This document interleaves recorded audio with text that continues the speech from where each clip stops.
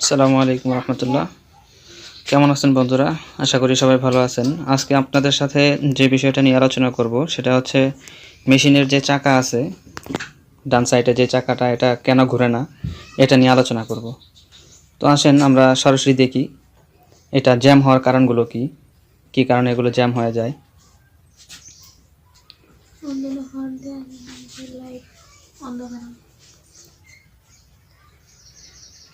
দেখেন এটা নিচে একটা বেয়ারিংয়ের মতো দেখা যাইতেছে, এই যে এখানে ভিতরে।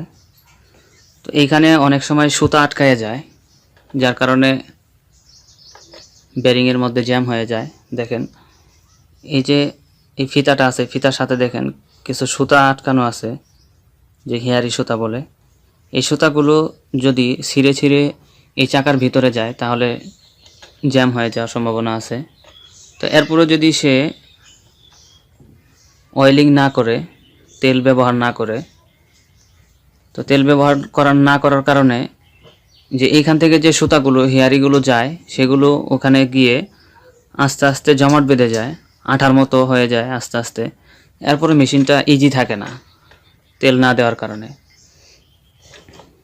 এই জন্য অনেক সময় জ্যাম হয়ে যায়। অনেকেই প্রশ্ন করে, ভাইয়া মেশিন জ্যাম হয়ে গেছে, কী কারণে হয়েছে? ডান পাশের চাকাটা ঘুরতেছে না, কেন ঘুরতেছে না?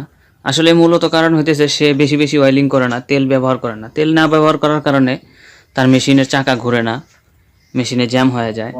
আরও বিশেষ কিছু কারণ আছে যেগুলোর কারণে মেশিন জ্যাম হয়ে যেতে পারে।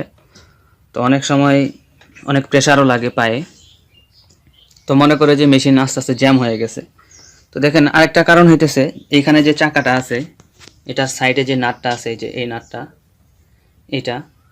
এটা অনেক সময় ঘুরতে ঘুরতে, যখন আপনি মেশিন চালাবেন, মেশিন চালানোর সময় এটা ঘুরতে ঘুরতে এই চাকাটা, এই নাটটাও টাইট হয়ে